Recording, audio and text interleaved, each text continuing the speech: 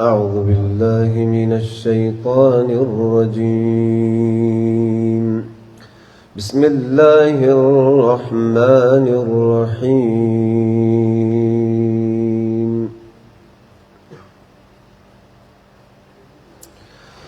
إن الذين آمنوا وعملوا الصالحات سيجعل لهم الرحمن ودا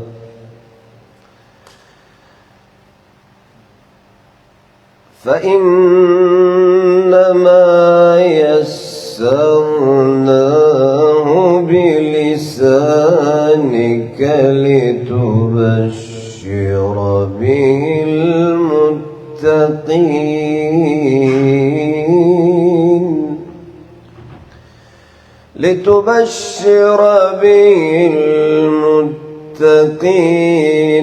وتنذر به قوما لدا.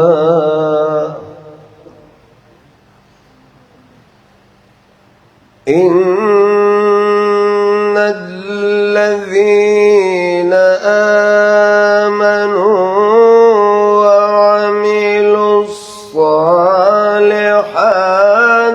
سيجعل لهم الرحمن ودا.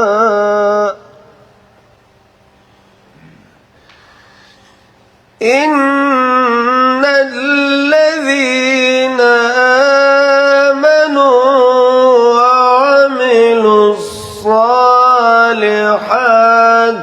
سيجعل لهم الرحمن ودا. فإنما يسرناه بلسانك لتبشر به المتقين وتنذر به قوما لدا. وكم أهلكنا قبلهم من قرن هل تحس منهم من أحد أو تسمع لهم ركزا. بسم الله الرحمن الرحيم. إنا أعطيناك الكوثر فصل لربك وانحر إن شانئك هو الأبتر. بسم الله الرحمن الرحيم. قل هو الله أحد الله الصمد لم يلد ولم يولد. قل هو الله أحد الله الصمد لم يلد ولم يولد ولم يكن له كفوا أحد. صدق الله العلي العظيم. اللهم صل على محمد وآل محمد وعجل فرجهم. صلوات على محمد وآل.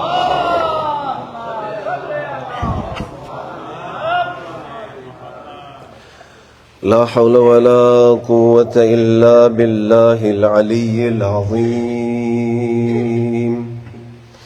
بسم الله الرحمن الرحيم الحمد لله رب العالمين والصلاة والسلام على أشرف الأنبياء والمرسلين وعلى آله الطيبين الطاهرين المعصومين الذين أذهب الله عنهم الرجس وطهرهم تطهيرا.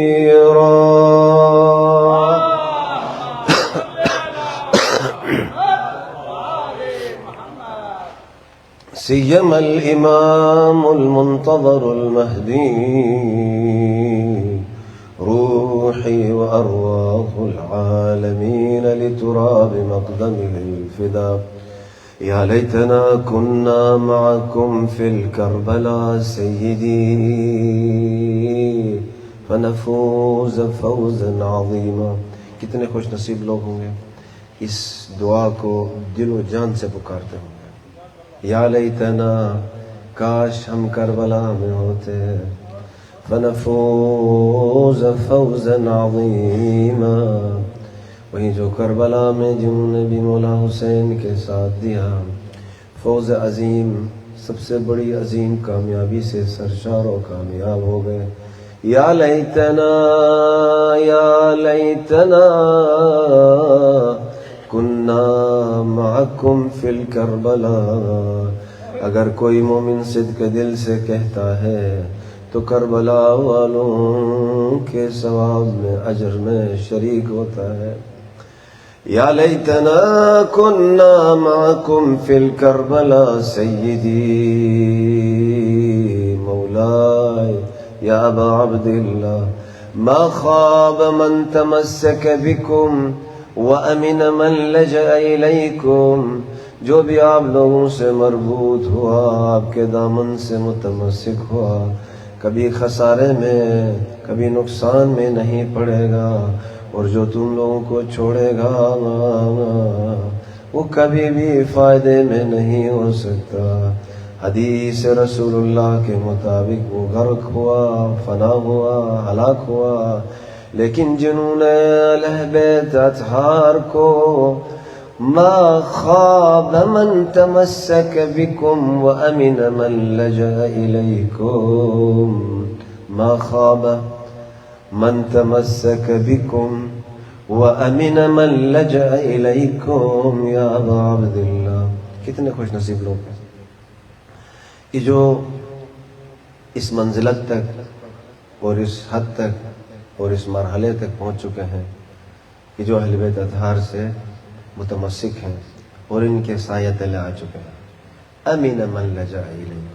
امان میں ہیں جو جنہوں نے آپ لوگوں کا سہارا لیا آپ لوگوں کے سایہ تلے آئے اور آپ لوگوں کے دامن سے متمسک ہو گئے.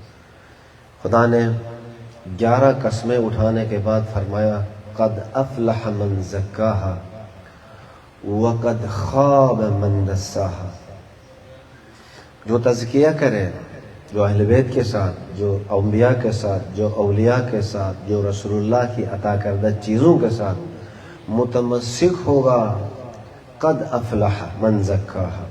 اس کے نتیجے میں جو تزکیہ حاصل ہوگا جو طہارت اور پاکیزگی حاصل ہوگی اس کے بنا پر افلح وہ کامیاب ترین فرد ہے. توجہ ہے یا نہیں؟ وقد خواب من دساہا. اور وہ فرد جو ان سے محروم ہے جو ان سے ملا ہوا نہیں ہے ان سے مربوط نہیں ہے ان کے ساتھ اور ان کی توجہات کے ساتھ روشن نہیں ہوتا ہے. قد خواب من دساہا. اور وہ بھی خالق کائنات نے. آپ سب نے اس سورہ کو سب کو یاد بھی ہے. کون سا سورہ ہے؟ سورہ شمس میں 11 قسمیں اٹھائی ہیں پروردگار عالم نے. اس کے بعد قد خواب من دساہا قد افلح من زکاہا وقد خواب من دساہا. حسین چراغ ہدایت کو ماننا امام سجاد کے فرامین کو اپنانا. امن من لجأ الیکم یعنی ان کے سائے تلے جانا اور ان کو اپنا مأوا اور ملجا قرار دینا پناہ گاہ قرار دے کر ان سے متمسک ہونا. جب انسان ایسا ہوتا ہے وہ عذاب سے امان میں رہے گا اور تمام تر مراحل میں صراط و قبر کے حساب و کتاب اور مختلف مراحل میں مرنے کے بعد ان تمام میں امان میں رہے گا۔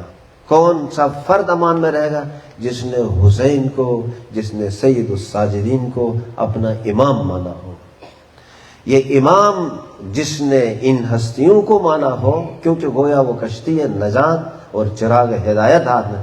کیسے ممکن ہے ایک عقل سلیم رکھنے والا فرد،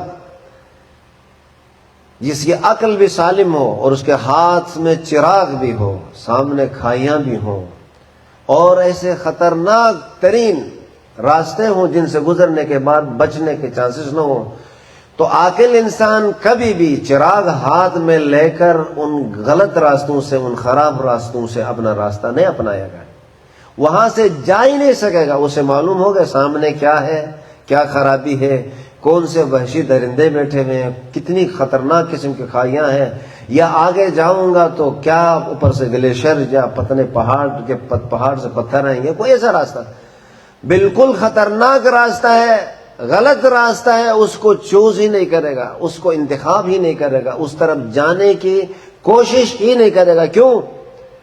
دیکھ رہا ہے ہاتھ میں کیا ہے، بولیے، چراغ ہے۔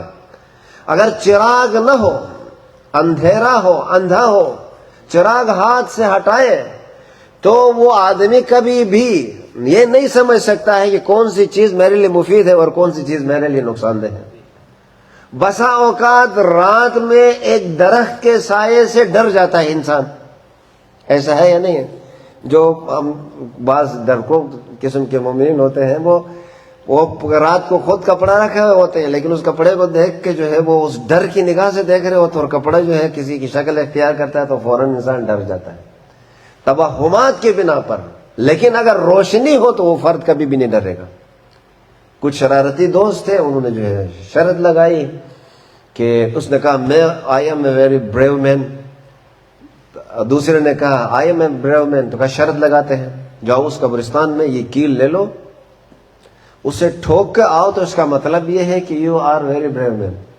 تو اس نے وہ کیل اٹھایا، ڈرتے ڈرتے گیا، وہ بس شرط کے خاطر گیا تھا، ادھر جا کے کیل ٹھوک رہا تھا تو ساتھ ساتھ دامن بھی اس کا کیا ہو گیا، کیل کے ساتھ جو ہے وہ زمین میں پیوست ہو گیا، اور کیل جتنا ٹھوکا تھا مضبوطی سے، اتنی مضبوطی سے اس کا دامن بھی زمین میں چلا گیا۔ اب وہ اٹھنا چاہ رہا تو وہ نہیں اٹھ سکا، تو اس نے سوچا کسی نے پکڑ کے مجھے جو ہے، کسی نے مجھے پکڑ لیا، تو اسی ڈر سے وہیں پہ اس کی جان کیا ہو گئی، حرکت کر گئی۔ حالانکہ حقیقت میں اگر اس کی آنکھیں ہوتی، اس کے پاس کوئی چراغ ہوتا تو وہ سمجھتا، اپنا آپ کو بچا لیتا ہے۔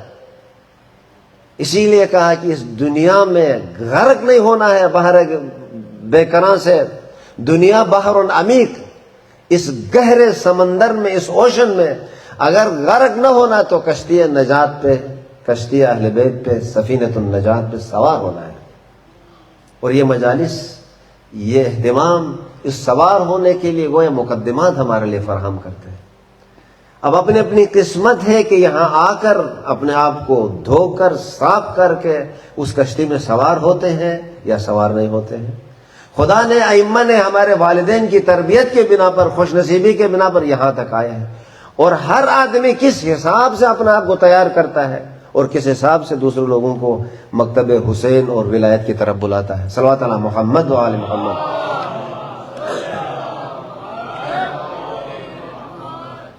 اب امام سجاد اور سجدے کے حوالے سے ہماری گفتگو تھی، تھوڑا سا کچھ نتیجے نکالوں گا، تفصیلی گفتگو آیات الہیہ میں جا کر اس میں بہت لمبی گفتگو ہے، خصوصاً اگر آیات کو آپس میں ملا کر اس آیت میں کس مقصد میں لفظ سجدہ استعمال ہوا ہے، وہاں پر کیوں وہ لفظ سجدہ استعمال ہوا، وہ ایک خالص تفسیری اور فلسفی بحث ہوتی ہے۔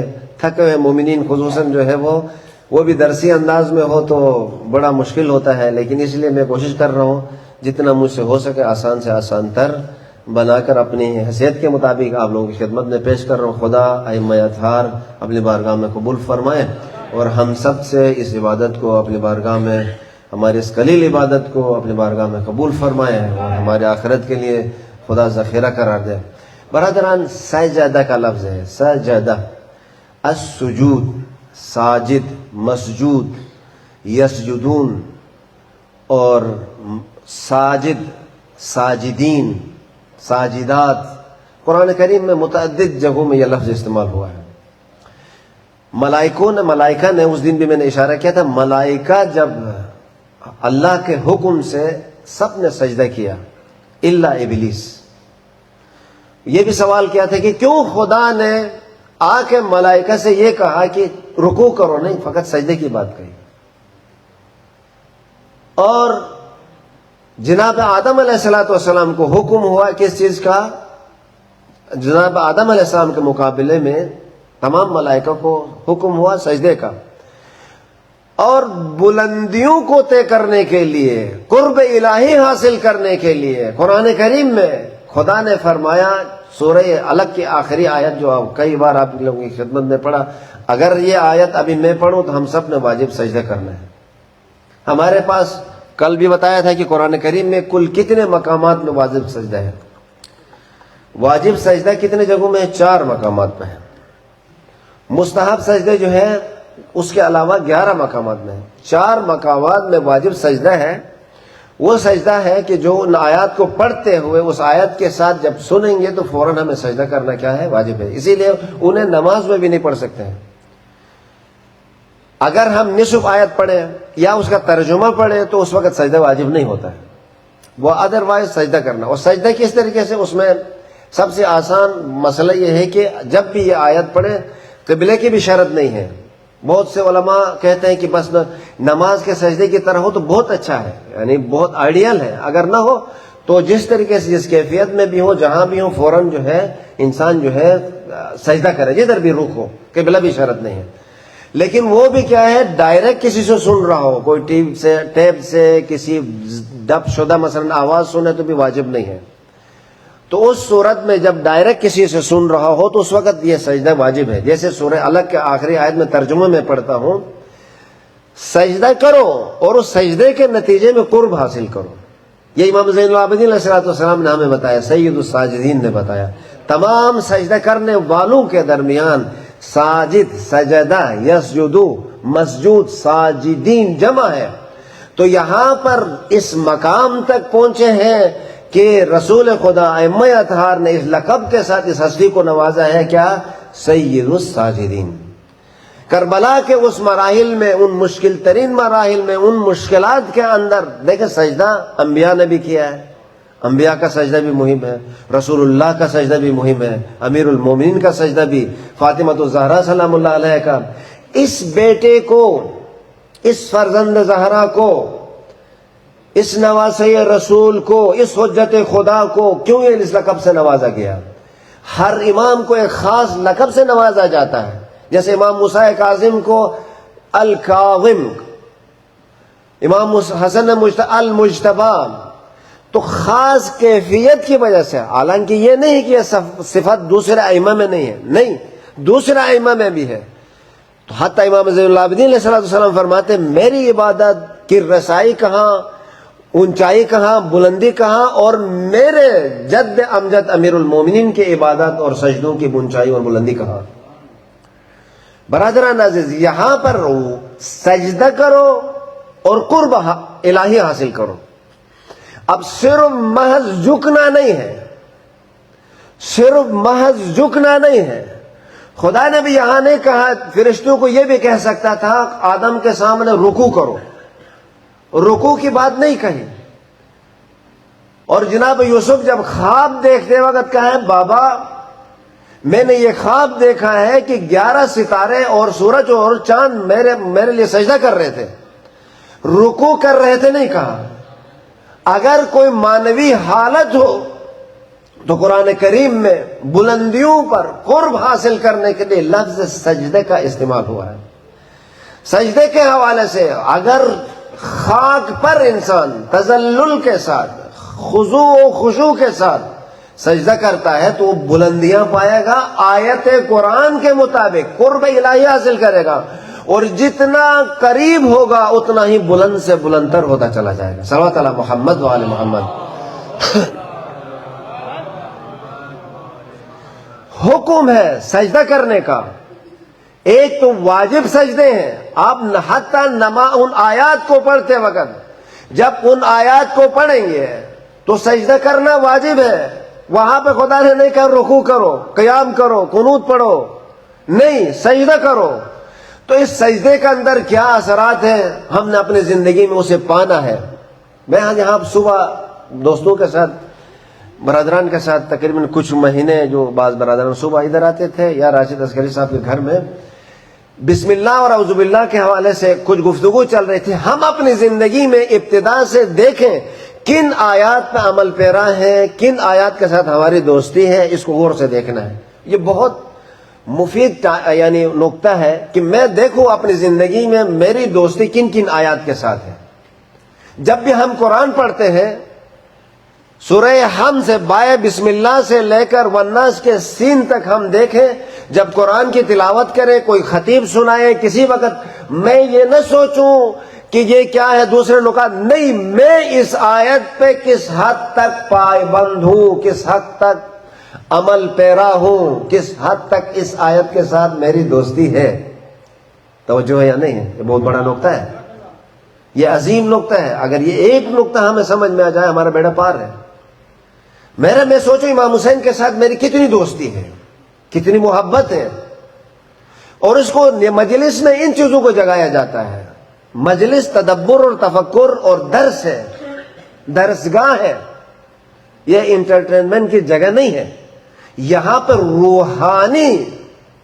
روحانی لذت اٹھانے کی جگہ ہے، یہاں پرواز کرنے کی جگہ ہے، یہاں قرب الہی حاصل کرنے کی جگہ ہے، یہاں ائمہ سے نزدیک ہونے کی جگہ ہے، یہاں محبت امیر المومنین میں اور بھی بلندیوں کی طرف جانے کی جگہ ہے، اور جس کے نتیجے میں جو چیز امیر المومنین سید الساجدین ہم سے چاہتے ہیں اس کو اپنانے کی جگہ ہے۔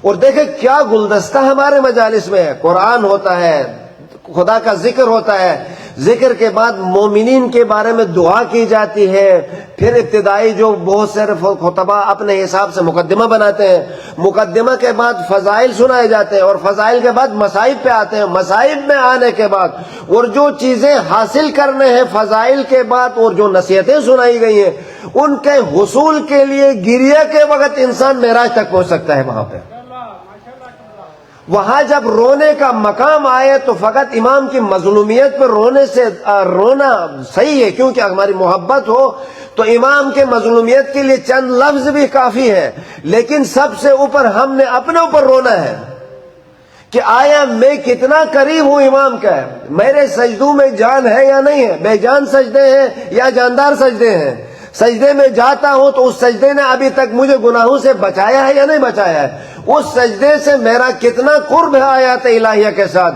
میری کتنی لذت ہے آیات الہیہ کے ساتھ، اور کتنا میں نے فائدہ حاصل کیا ہے قرآن و اطرت سے۔ یہ ہے ہماری زندگی کے آداب میں سے جن کو ہم نے سننا بھی ہے، سنانا بھی ہے، اور خود عمل بھی کرنا ہے۔ ادروائز پوری زندگی بھر میں حافظ قرآن بنوں، میں شعلہ بیانی کے ساتھ تقاریر کرتا رہوں، لیکن مقام عمل میں ایک آیت پہ عمل نہیں کروں تو ہر آیت اور ہر لفظ مجھے خود پہ لعنت کرنا شروع کرے گا۔ ملائکہ تو دیکھتے، خدا تو دیکھ رہا ہے کہ کیا کر رہا ہوں، میں کس پانی میں ہوں۔ خدا نے یہ پردے ڈالے ہمارے آپس میں، یہ اس کا لطف ہے کہ کون کس پر ہے، کون کس پانی پہ ہے۔ لیکن انسان جب بولتا ہے، کام کرتا ہے، تو اس وقت توجہ کے ساتھ کرے، خدایا مجھے توفیق دے، اس منبر پہ بیٹھا ہوں، اس منبر کے حضور میں بیٹھا، یہ سب برابر ہیں۔ تو ہر آدمی جب اس مقدس مقام پہ آیا ہے، مسجد ہو، امام بارگاہ ہو، منسوب ہے شعائر الہیہ سے، اور شعائر الہیہ کے تعظیم فقط ظاہری تعظیم نہیں ہے، دل سے تعظیم کرنا۔ دل سے تعظیم کیا ہے؟ اس کے ہدف کے مطابق کام کرنا، اس مشن کو آگے بڑھانے کے لیے شب و روز تگ و دو کرنا، اس کو آگے بڑھانے کے لیے اپنی جان مال تمام طریقوں سے انسان کو لیس ہو کر آگے بڑھنے کی ضرورت ہے۔ صلوات علی محمد و آل محمد۔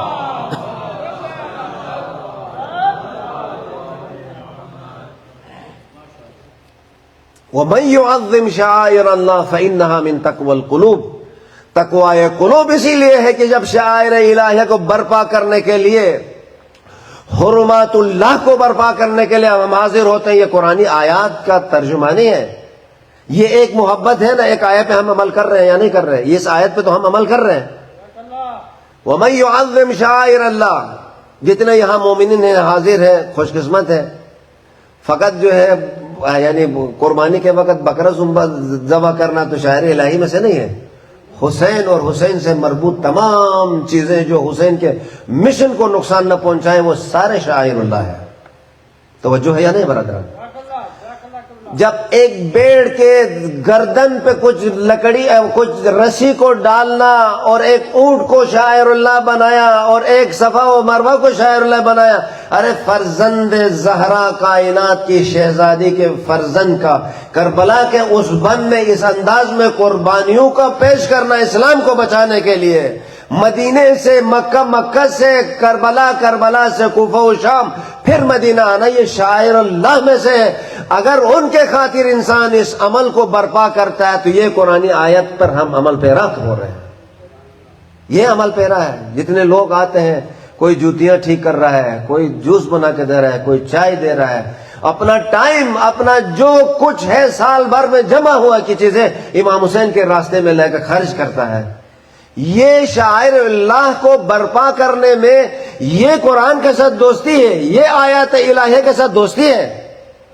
اب اسی طریقے سے ہر آیے کو دیکھنا ہے. چلو ادھر دوستی ہوئی اور اس کے ساتھ ساتھ آیا وَرْكَعُوا مَعَ الرَّاكِعِينَ کے ساتھ نماز میں جس طریقے سے کوئی جھکا ہوا ہے تو اس کے ساتھ رکوع کرنے والوں کے ساتھ میں رکوع بھی کرتا ہوں یا نہیں کرتا ہوں.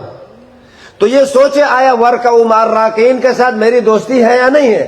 اگر انسان اپنے فرصت اور وقت اور ٹائم کو دیکھ کر اگر یہ بھی کام کرتا ہے تو پھر خدا کی بارگاہ میں شکر کرے اور سجدہ بجا لائے، خدایا تو نے توفیق دیا اور اس میں جان بھی ڈال دو. صلوات علی محمد و آل محمد.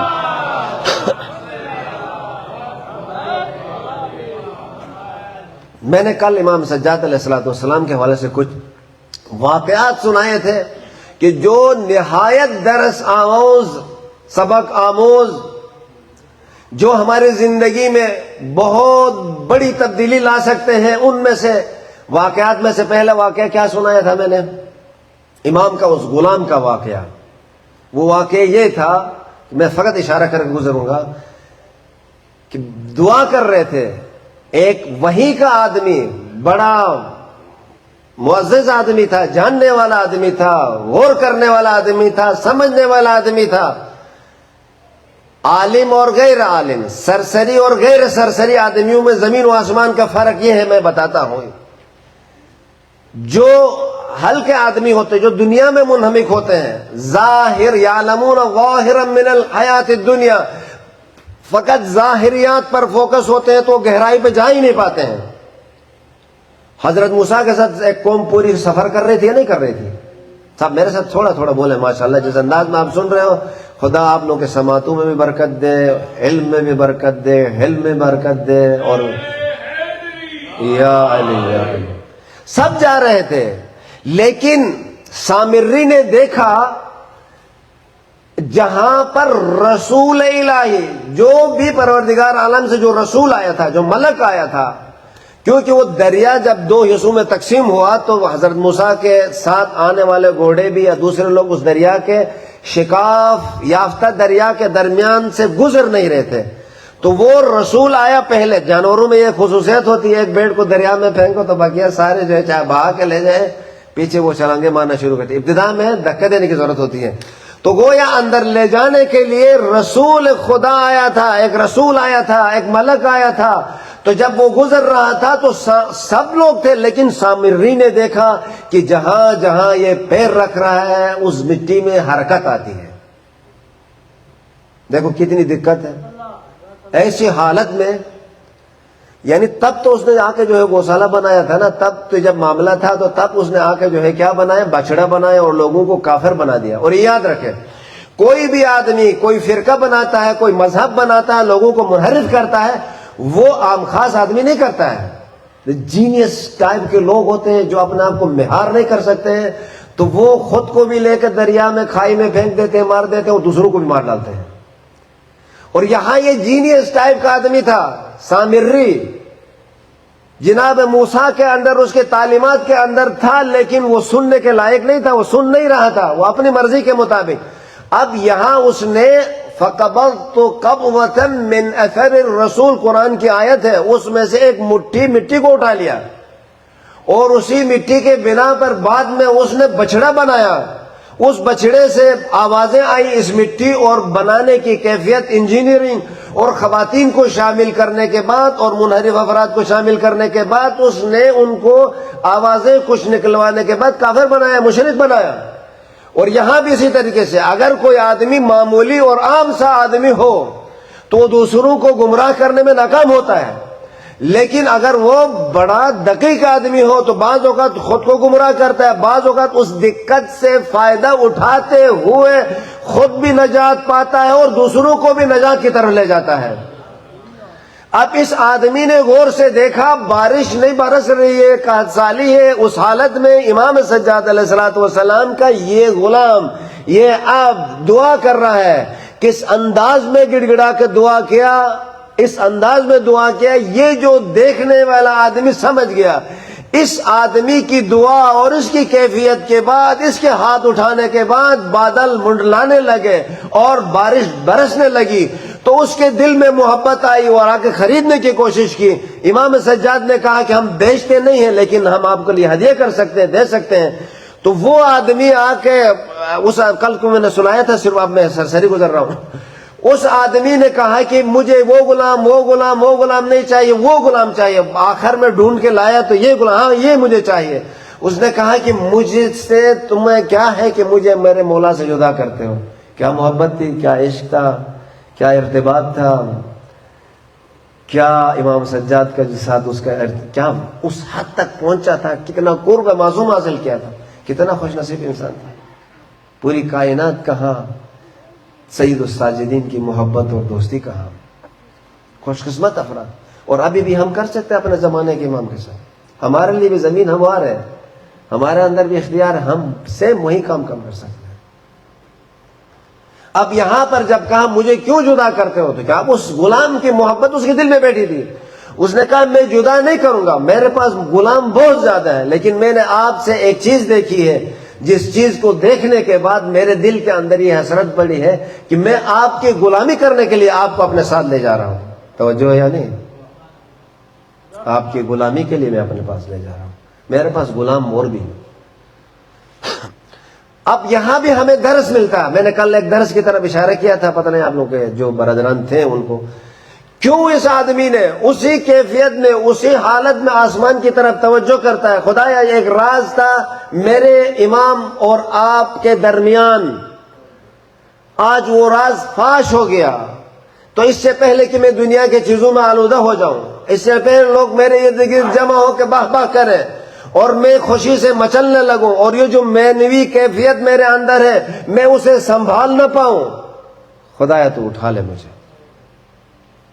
اب جب اس نے انکار کیا تو خیر یہ چھوڑ کے چلا گیا، نہیں لے کے گیا، لیکن کچھ دنوں کے بعد ہی امام سجاد علیہ السلام نے اس آدمی کو پیغام بھجوایا، آئے آپ کے جو بھی ہو مسئلات الہی اس کے جنازے میں شرکت کرو۔ یعنی اس حد تک انسان قرب الہی میں جاتا ہے اور معنویات کے ان درجات کو پاتا ہے، کیونکہ ہمارے گفتگو سید الساجدین امام سجاد کے سجدوں کے حوالے سے، اور قرب کیسے حاصل ہوتا ہے ان کی زندگی سے۔ جب ہم ان کے زندگی سے مربوط ہوتے ہیں تو پھر ہمارے سجدوں میں بھی جان آتی ہے، تو وہ سجدہ جس میں جان آئے پھر وہ سجدے ہم امام معصوم کا اس طریقے سے قریب تر کرتے ہوئے چلے جاتے ہیں۔ میں ایک دو اور واقعات سناؤں گا آپ کی خدمت میں۔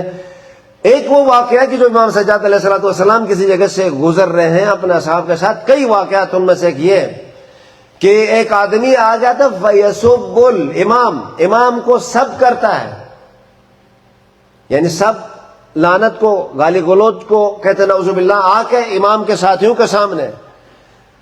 اب یہاں پر امام کے ساتھ جو ہمراہ تھے، ساتھی تھے، انہوں نے بھی اس کو مارنے کے لیے امام کی طرف دیکھا کہ یہ کیا کر رہا ہے، اس کو تھوڑا سا ہم سبق سکھائیں۔ کہا سبق آپ کو سکھانا نہیں ہے، میں خود یہاں ہوں۔ اسی لیے کہ جب امام کے محضر میں ہو، حضور میں ہو، تو نہ امام سے آگے نکلو نہ امام کے پیچھے بیٹھ کے امام کو مشورے دینے شروع کرو۔ کسی امام نے بھی کسی امام کی موجودگی میں اپنے سے اوپر والے امام پہ مشورے دینا شروع نہیں کیا ہے۔ آپ نے دیکھا امام حسین کو امام حسن کے زمانے میں آ کر امام ایسا کرو وہ کرو یہ کرو، یا حضرت عباس نے یا خود امام علی نے رسول خدا کے لیے جہاں پوچھا ہے مددگار اور نصیر کے طور پر آگے بڑھے ہیں، لیکن جہاں پر سلونی کا دعویٰ رسول خدا جب تک تھے کبھی امیر المومنین نے یہ بات آواز بلند نہیں کی۔ تو یہاں پر امام نے انہیں روکا، روکنے کے بعد میں ایک میں ہے امام ان کو لے کے اس کے گھر کے دروازے پہ گئے، بعد میں جانے کے بعد کہا آپ کو کوئی مشکل ہے، کوئی مسئلہ ہے، کوئی ٹائم ہے؟ اب تو جب دروازے پہ دیکھا تو وہ تو ڈر گیا، مجھے آ کے ماریں گے، اب یہ سارے مل کے آ گئے ہیں۔ ہوتا ہے نا پاکستان میں، دوسری جگہوں میں آپ کسی کی بے عزتی کرو تو ادھر سر ہلا کے چپ کرتے ہیں، لیکن بعد میں مل کے جا کے اس کے گھر پہ حملہ کرتے ہیں۔ وہ جو امام امیر المومنین علیہ الصلوۃ والسلام کے صحابی کہ جس کی دونوں آنکھیں امام کے رکاب میں چلی گئی تھی، تو وہ اس نے ابن زیاد کی توہین کی تھی۔ توہین کرتے وقت سب نے کوشش کی، وہاں پہ ہی کہا اس کا سر قلم سے جدا، سر تن سے جدا کرو، تو وہاں پر بہت سے لوگ مانے بنے۔ جب سامنے مانے بنے تو اس وقت تو کہا بھی چھوڑ دو، لیکن رات کی تاریکی میں حملہ کر کے اس کو شہید کیا۔ یہ ہوتا ہے خدا اور خدا سے منحرف اور ہٹے ہوئے لوگوں کا شیوہ ہوتا ہے۔ توجہ ہے یا نہیں برادر؟ یہاں اس نے سوچا اب مجھے آئے ہیں، میرے خیر تو نہیں ہے، سب مل کے آئے ہیں، سب مل کے میرے چمڑا اتائیں گے، گھر کے دروازے پہ آئے ہیں۔ کہا وہاں پر امام نے جس انداز میں کلام کیا، گفتگو کیا، اور گفتگو کرنے کے بعد ایک چادر کے اندر کچھ پیسے اس کے حوالے کیا، تو وہاں پہ اس نے آواز بلند کی، کہا کہ آپ ہی فرزند رسول ہیں، رسالت آپ لوگوں کے لیے جچتی ہے۔ دیکھیں ایک عمل سے اگر ہم یا کوئی ایسا کام کرے تو ہم کیا کرتے ہیں؟ بس چلے تو ہم اس سے بڑھ کر تھوڑے، اس نے اگر 2 کلو گالیاں دی تو ہم شاید 5 کلو کی دے دیں آگے اس کو لیے، نعوذ باللہ جو ہے۔ لیکن جو ان کے نقش قدم پہ چلنے والے ہوتے ہیں، اگر انسان پہ اثر کرنا ہو تو سید الساجدین کے ان واقعات سے ہم نے درس لینا ہے۔ فقط سن کے ہمیں آگے بڑھنا نہیں ہے، یہ فقط لوگوں میں نہیں ہے، گھر میں بھی ہے۔ ہم لوگ بہت سی چیزیں سنتے ہیں تو شاید کہتے ہیں کہ باہر کوئی آدمی نہیں، گھر سے سٹارٹ کریں۔ اگر گھر سے سٹارٹ کیا تو بعض اوقات آپ کے ایک حرکت سے، ایک کام سے بیوی زندگی بھر کے لیے تابع بن سکتی ہے۔ اسی لیے کہ اسی طریقے سے شوہر کو زندگی بھر بیوی اپنے حرکاتوں، اچھے نیک حرکات کے ذریعے سے اپنے تابع بنا سکتی ہے، فین بنا سکتی ہے۔ کیوں؟ برائی کا بدلہ اچھائی کے ساتھ دے دو۔ ادفع باللتی ہی احسن، قرآن کی آیت ہے، ادفع باللتی ہی احسن۔ اگر اس نے غلط کیا ہے تو آپ نے احسن طریقے سے جواب دے دو۔ یہ امام سجاد علیہ السلام کی زندگی سے ہم سیکھ سکتے ہیں، اور نہیں بتانے کے منزل میں۔ آخری واقعہ سنا کے میں مجلس، ویسے بھی سال بھر آپ لوگ جو برادران نزدیک آتے ہیں سنتے ہیں، تو میں اس سے زیادہ آپ لوگوں کو زحمت نہیں دوں گا۔ بس ایک واقعہ بھی اگر ہم سمجھ میں آیا اور ہم اس عمل پیرا ہوئے ہماری زندگی کے لیے کافی ہے۔ دوسرا واقعہ یہ تھا کہ امام کے رشتہ داروں میں سے ایک تھا، پتہ نہیں محتاج تھا، جو بھی تھا کس طریقے سے بھی تھا، تو امام دیکھیں یہ کیا درس ہے، کیا توحید ہے، کیا سعی صدر ہے، رب اشرح لی صدری، کیا وسعی صدری سمندر سے بھی عظیم سینہ، صدر، برداشت، حلم۔ اچھا وہ امام رات کی تاریکی میں بغیر معلوم کر رہا ہے، اب مصلحت الہی جو بھی ہو، اس کو اس کے ضرورت کے مطابق اس کے مایحتاج چیزیں دیتے چلے جاتے تھے، اور وہ لوگوں کے سامنے امام سجاد کی بدگوئی کرتے تھے، میرے رشتہ دار ہونے کے باوجود میری مدد نہیں کرتے۔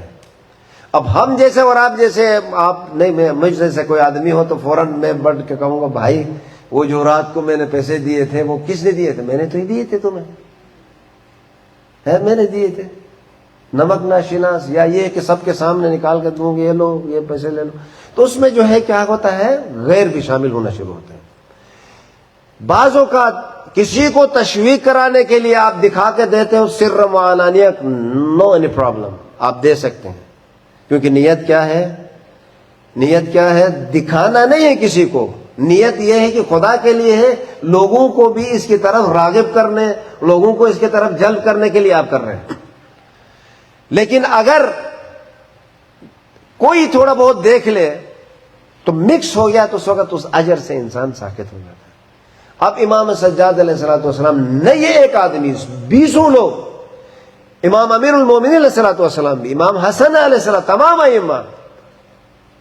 اچھا امام نے کہا نے اس کے زندگی میں اس کے ساتھ احسان کرتے تھے، لیکن میں رات کو دینے والا فلان آدمی میں ہوں نہیں۔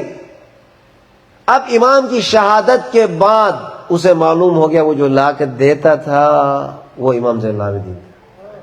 اب جہاں جہاں بدگوئی کر رہا تھا، اب نادم اور پشیمان ہوتے ہوئے امام کے قبر پہ جا کے معافیاں مانگتا ہے، روتا اور گریہ کرتا ہے۔ کیا ظرف چاہیے برادران؟ یہ چیزیں سیکھنے کی چیزیں ہیں سید الساجدین سے، امام زین العابدین سے۔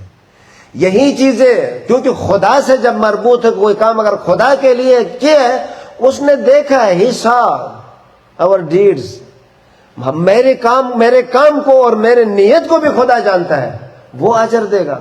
گو اہیڈ، آگے بڑھتے رہو، خدا اور بھی توفیقات میں اضافہ فرمائے گا، اور بھی اضافہ فرمائے گا۔ یہ لطف الہی ہے، میں خدا کا بندہ ہوں اور خدا نے جو کچھ مجھے دیا ہے اور جو دے رہا ہے اس کا ہے، تو میرا کوئی کمال نہیں ہے، کمال ہے تو بھی خدا کا کمال ہے۔ کمال یہ ہے میرا کہ خدا نے مجھے یہ توفیق دی ہے کہ اس کے راستے میں اس کے خوشنودی کے لیے مجھ سے کسی مومن کی خدمت کے لیے، کسی مومن کی مشکل کو دور کرنے کے لیے کوئی خدمت کرتا ہوں، یہ کمال ہے۔ اس کمال پہ شکر کرے، اس کمال پہ سجدہ بجا لائے۔ یہ ہے سجدہ، یہ ہے قرب الہی۔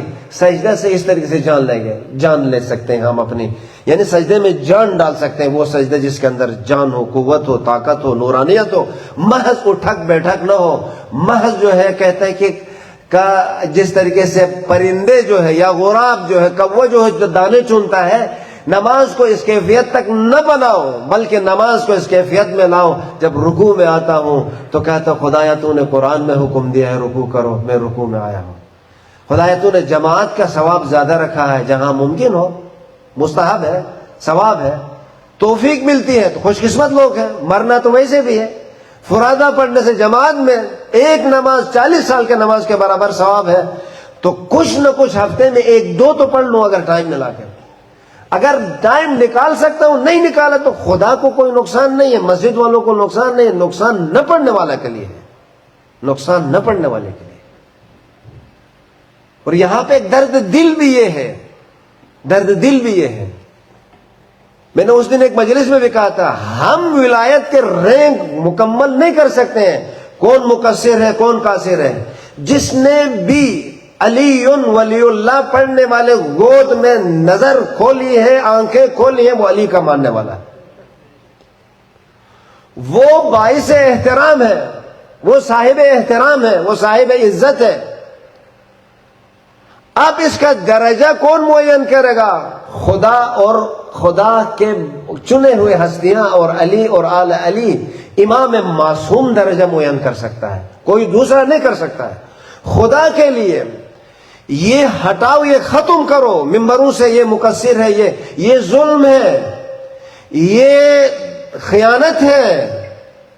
آپ کون ہو اور یوں تم کون ہو کہ ممبر سے یا دوسرے جگہوں سے یہ مقصر؟ ہاں، جو ولایت امیر المومنین کو نہیں مانتا ہے، علناً نالت کو نہیں مانتا ہے، دیکھو ہمارے پاس تولا تورا ہے، جو بھی محمد و آل محمد کے ساتھ جس کسی نے بھی ذرہ برابر دشمنی کی ہے، علی کے دشمن کے ساتھ کوئی علی کا ماننے والا دوستی رکھ ہی نہیں سکتا ہے۔ ایسا ہے یا نہیں ہے؟ جب ایسا ہے تو تمام لوگوں کو یہ چاہیے کہ رینک ہم معین نہیں کر سکتے ہیں۔ اب نماز پڑھنے والا آگے کہے، دیکھیں نماز یا ولایت یا ماتم، یہ سینہ زنی، یہ سارے ایک مجموعہ ہے۔ اگر ماتم کے سب میں کھڑے ہو تو نماز کے سب میں بھی کھڑے ہو۔ ایسا نہیں ہے کہ آپ نماز پڑھنے والا مقصر ہو گیا، ماتم، ہاں ماتم بھی کرنا چاہیے، گریہ بھی کرنا چاہیے، اپنے حیثیت اور اپنے باطن اور اپنے اس کیپیسٹی کے مطابق۔ کوئی بھی یہاں آتا ہے، ایک آنسو بہاتا ہے، ایک ہاتھ رکھتا ہے، دونوں ہاتھوں سے ماتم کرتا ہے، پوری رات ماتم کرتا ہے، آدھا گھنٹہ کرتا ہے، سب قابل احترام ہے، سب ہماری نگاہوں میں، سب امام حسین علیہ السلام کے بارگاہ میں اجر پائیں گے اور خدا ان کو اجر دے۔ دوسرا آدمی حق نہیں رکھتا ہے دوسرا آدمی کو کیا کرے، خراب کرے، اس کو دور کرنا شروع کرے۔ یہ خیانت ہے ممبر سے لوگوں کو دور کرنا، محراب سے لوگوں کو دور کرنا۔ میں ہو سکتا زندگی بھر نمازیں پڑھتا رہوں، میری نماز قبول ہی نہ ہو، مجھے اپنی نمازوں پر، مجھے اپنے تمام چیزوں پر جو عمل کر، تو بلکہ خدا کی بارگاہ میں دعا کرنا چاہے، خدا یہ عمل جو میں انجام دے رہا ہوں اس میں جان ڈال دے، اسے اپنی بارگاہ میں قبول فرما۔ لیکن ایک علی کا ماننے والا، وہ مقصریت سے جو نکلنا چاہتا ہے، نماز جماعت کے صفوف میں بھی انہیں دکھائی دینا چاہیے، اور اسی طریقے سے سینہ زنی کے محافل میں بھی اسے دکھانا چاہیے۔ علی اور حسین کو مانتے ہو تو مکمل مانو، ان کی مانو، اپنے بنائی ہوئی چیزوں کو مت مانو۔ یعنی میں حسین کو اس طرح کہوں جس طریقے سے میں سمجھاؤں، نہیں، ان کی زندگی میں جائیں، ان کے واقعات کو پڑھیں، پھر ان کے نقش قدم پہ چلے اور حسینی بن کے لوگوں کے درمیان حسینیت کو پھیلائے، خود حسینی بنے، ایک دوسرے کے لیے صدر رکھیں، ایک دوسرے کے لیے اسی ولایت کے بنا پر چھوٹی چھوٹی غلطیوں کو معاف کریں، زمین بوس نہ کریں۔ برادران خدا کے لیے اپنے، ہم سب نے مرنا ہے، ہم سب نے جانا ہے، اپنے آخرت ہم نے خراب نہیں کرنی ہے۔ ہم کچھ نہیں ہے کسی کا رینک مشخص کرنے والا ہے، میں کون ہو سکتا ہوں کسی کو درجہ دوں؟ مجھے تو اپنے بارے میں سوچنا ہے، شب و روز غور کرنا ہے کہ خدایا میں جو نماز پڑھتا ہوں، جو میں مجلس پڑھتا ہوں، میں تلاوت کرتا ہوں، قابل قبول ہے یا نہیں ہے۔ خدایا شب و روز دعا کرتے ہیں کہ ہماری ان عبادتوں کو اپنی بارگاہ میں قبول فرما۔ بسا اوقات ہم اپنی نماز کے لیے پچھتاتے ہیں، اس نماز کو جو ہم پڑھتے ہیں اس پہ استغفار کرتے ہیں، خدایا یہ جو نماز پڑھی ہے جس طریقے سے پڑھنا کے حق تھا اس طریقے سے نہیں پڑھ سکا ہوں، استغفار اسی پہ کر رہا ہوں۔ لیکن لطف الہی اس توجہ کے ساتھ جائیں گے تو انشاءاللہ خدا جزا دے گا۔ تو بس مومنین کو ید واحد بن کے، ایک دوسرے کے ساتھ مل کر، ایک ہاتھ بن کر، چھوٹی چھوٹی غلطیوں سے، جلوس بھی الگ بات، یہاں بات سے چیزیں دیکھنے کے بعد نہیں، یہاں پاکستان، تمام پوری دنیا کے اندر یہ انجمن تو وہ انجمن، یہ مسجد تو وہ مسجد، خدا کے لیے اس منبر پہ بیٹھ کے بعد کسی ایک خاص کی اشارہ بھی نہیں ہے، یہ سارے کے سارے ابا عبداللہ الحسین کے لیے، سب کا ہے حق، سب ایک جیسے ہیں۔ اگر حسینی ہے تو وہ سب کا ہے، اگر حسینی جان نہیں ہے تو کسی کا نہیں، وہ شیطان کا ہے۔ محراب میں کھڑا ہو گئے ہو، اگر اس میں جان نہیں ہے، اگر دکھاوے کے لیے، تو وہ حسین اور خدا اور امام کے لیے نہیں ہے، وہ نماز بھی منہ پہ مار دی جائے گی۔ اگر وہ عزاداری بھی آگا اختلاف اور اختراف اور نشونما کے لیے بناتے ہیں، توجہ ہے نا ادھر دیکھیں، اگر وہ ہم اختراف کے لیے کرتے ہیں، وہ عزاداری پہ بھی منہ پہ مار دی جائے گی۔ کیوں؟ آپ نے سید الشہداء کے لیے برگزار نہیں کیا ہے۔ عزاداری ہو خالصتا لوجہ اللہ، ان کے رضا کے لیے، جس طریقے سے وہ چاہتے ہیں انجام دے دو۔ اگر کوئی آتا بھی ہے تو ویلکم کرو، اور اس عزا کو ماننے والا جس درجے میں 0 کا بلب ہو، 1000 کا ولٹوج رکھتا ہو، آپ کا، ہم سب کا اس کا احترام ضروری ہے۔ اگر ہم سید الشہداء سے مربوط ہیں، اگر مربوط ہے، ہم ایک کپڑے کا احترام کرتے ہیں، تو ہایا ایک علی اور آل علی سے محبت رکھنے والے فرد کا احترام نہیں کرنا چاہیے؟ ہر ایک میں کسی کا درجہ مسلم کی طرح ہے، کسی کا جو سلمان کی طرف ہے، کسی کے بوزر کی طرف ہے۔ اب بوزر آ کے سلمان کے خلاف بولنا شروع کرے تو یہ غلط بات ہے۔ سلمان بوزر کا احترام، بوزر سلمان کا احترام کرے گا، اپنا اپنا درجہ، اپنا اپنی کیپیسٹی ہے۔ بس ان ممبروں کو، ان محرابوں کو ملائیں، آئیں، ان کے نقش قدم پہ چلنے کی کوشش کریں۔ یہ ملانے کی جگہ ہے، یہ توڑنے کی جگہ نہیں ہے۔ ذرا سے اے صدر کے ساتھ انسان آئے۔ اب عبداللہ الحسین دیکھو نا، سید الشاہدین کے واقعات، وہ دشمن کو کس طریقے سے لعنت، نعوذ باللہ، امام کی توہین کرنے والے کے دروازے پہ جاتے ہیں، کس طریقے سے احسان کرتے ہیں، اور امام علیہ الصلوۃ والسلام کے پیروکار بن جاتے ہیں۔ وہی آدمی آ کے کلمہ پڑھتا ہے، اے مولا اگر کائنات میں کوئی ہے تو آپ ہی ہو، اہل بیت کے ماننے والے آپ لیتے ہیں۔ یہ کردار چاہیے سید الساجدین کے ماننے والوں کے لیے۔ ایک عظیم مرحلہ ہے امام سید الساجدین زین العابدین کا نام پکارنے والوں لوگوں کو یہ چاہیے کہ عبادت میں بھی علی اور آل علی کے ماننے والوں میں سے کسی کو آگے نہیں بڑھنا چاہیے، عمل میں بھی کسی کو ان سے آگے نہیں ہونا چاہیے۔ یہ درس ہے ان ایام سے، ان 60 دنوں ان 2 مہینے کے عزاداری سے اس عظیم درسگاہ سید الشہداء سے درسگاہ حسینی سے ہم نے اپنے آپ کو ایجوکیٹ کرنا ہے، مانوی اور روحانی غذا سے، آسمانی غذا سے اپنا آپ کو حسینی بنانا ہے، عباس کے نقش قدم پر چلنا ہے، زمانے کے امام کے وفادار بننا ہے۔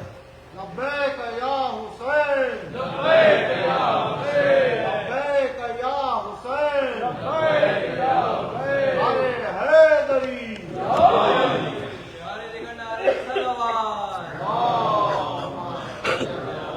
ہمارے پروفیسر صاحب نے بھی بتایا ہے کہ آج جو ہے حضرت عباس علیہ السلام کے مصائب کے بارے میں، صاحب وفا کی علمدار فوج حسینی، قوت بازوی حسین، اہل حرم کے پردے کا ڈھارس عباس، ہم قربان جائیں اس عظیم ہستی سے۔ خوش نصیب لوگ ہیں کہ جن کے دلوں کے اندر عباس ابن علی کی محبت کوٹ کوٹ کے بری ہے، بس ان کا نام ہی کافی ہے، صاحب القربہ، کہتے ہیں مشکیزے کا صاحب مشکیزہ، جس کے ہاتھ میں سکینہ کا مشکیزہ تھا۔ میں قربان جاؤں اس عباس پر، اس شیر دلاور پر، اس وفادار پر، جس میں زندگی میں سید الشہداء کے سامنے ایک غلام کی طرح، ایک وفادار فرد کہ جو کبھی بھی یہ نہیں کہا، حتیٰ کربلا میں بھی یہ نہیں، کہیں نہیں ملتا ہے کہ سید الشہداء کا آگے مشورے دیے ہوں کہ مولا ایسے کرو۔ بعض لوگ کہتے ہیں بلکہ یہ بات جو ہے اگر مقاتل میں بھی ہے تو پوری زندگی ابو الفضل عباس کے حساب سے یہ بات صحیح نہیں ہے۔ کہا عباس خیمے ہٹاؤ تو حضرت عباس کہہ رہے نہیں ہٹاؤں گا۔ حضرت زینب آتی ہیں، متوسل ہوتی ہیں، یہ اگر آئی بھی ہے یہ روایت، یہ حضرت عباس کی شان کے ساتھ مناسب نہیں ہے۔ وہ عباس جو تمام قامت اپنے تمام وجود سے امام حسین علیہ السلام کے سامنے سر تسلیم خم ہوتے تھے، صبح سے جاتے تھے اجازت لینے کے لیے جاتے تھے، کہتے ہیں اب عباس تو میرے فوج کے علمدار ہو، عباس تو میرے فوج کے علمدار ہو۔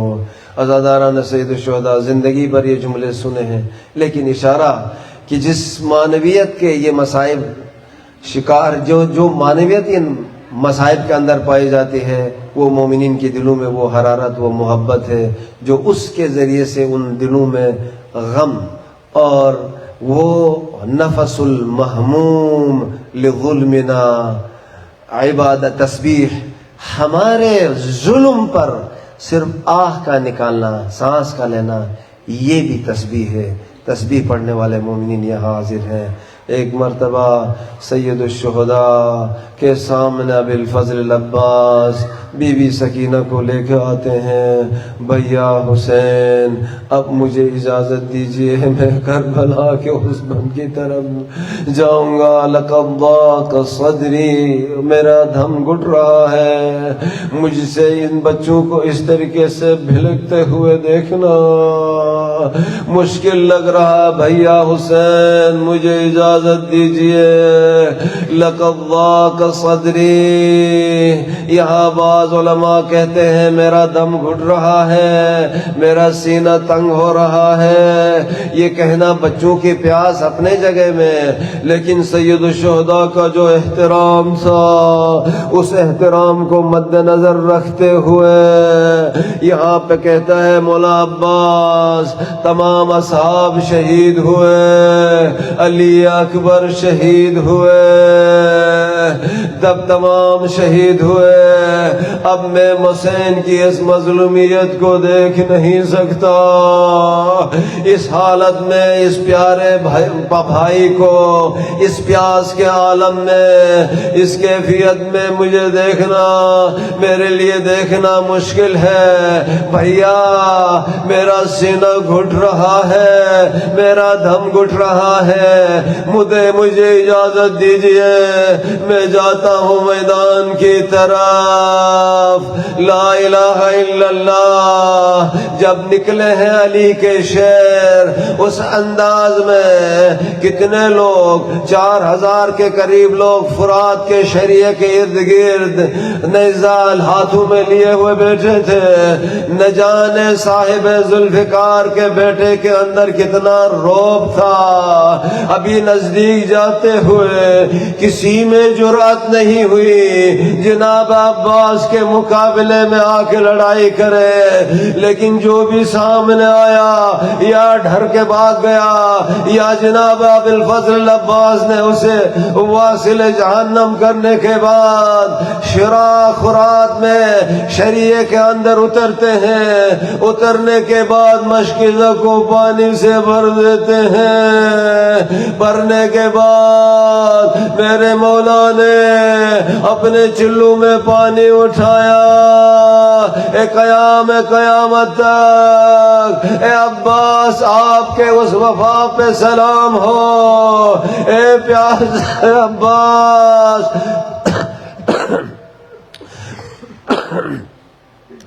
فذكر عطش الحسين،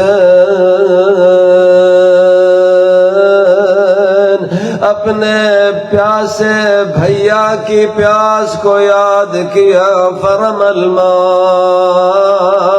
پانی دریا پہ دے مارنا، اے عباس ابھی کس طریقے سے نکلنا ہے، پیاسے ہی نکل رہے ہو، یہی وجہ ہے بی بی زینب کے بارے میں ملتا ہے جب اون محمد جا رہے تھے بی بی نے یہ وصیت کی تھی، اے جعفر طیار کے پوتو، اے زینب کے گود میں پلے ہوئے شیرو، کہیں ایسا نہ ہو فرات کا پانی جا کے پینا نہیں، کیونکہ مولا حسین بھی پیاسے ہیں، خیام میں حسین کے اصحاب اور حسین کی لاڈلی سکینہ بھی پیاسی ہیں، چھوٹے چھوٹے بچے پیاسے ہیں۔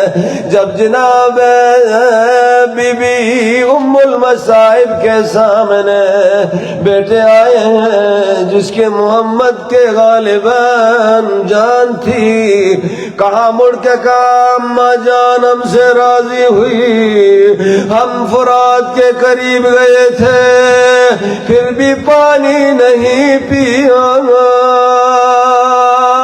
اگر اولو محمد نے نہیں پیا تھا تو جناب عباس کیسے پیتے ہیں؟ ایک عارف بتا رہے تھے عالم معنویت میں سیر و سلوک میں، کہا نکلتے وقت جب بازو قلم ہوئے عباس پانی پینا تو چھوڑو، یہ پانی یہ ہاتھ پانی سے تر ہوئے تھے، ارے میرے حسین کے مظلوم کے ہاتھ بھی خشک تھے، یہ ہاتھ بدن سے جدا ہوئے، ارے عباس آنکھ میں تیر لگا، جس حسین نے پانی کو بھی نہیں دیکھا تھا، عباس اس آنکھ نے پانی کو دیکھا ہے۔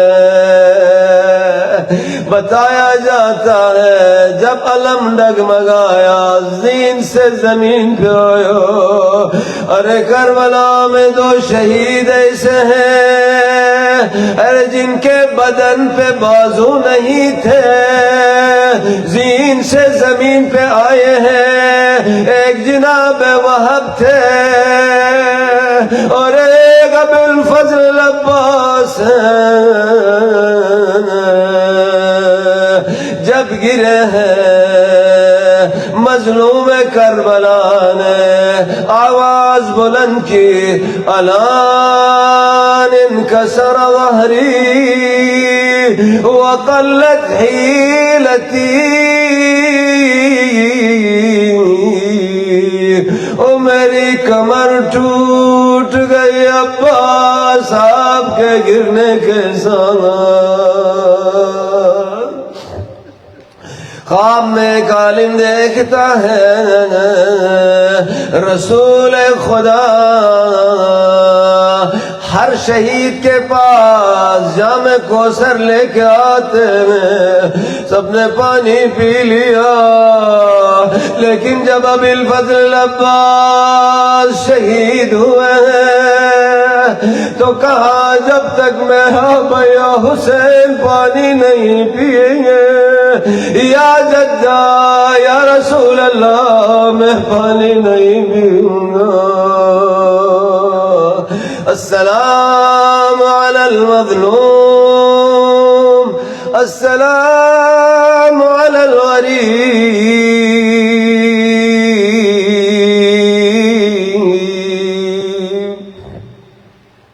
الا لعنۃ اللہ علی القوم الظالمین، وسيعلم الذين ظلموا أي منقلب ينقلبون، ولعنة الله على أعدائهم أجمعين من يوم عداوتهم إلى قيام يوم الدين۔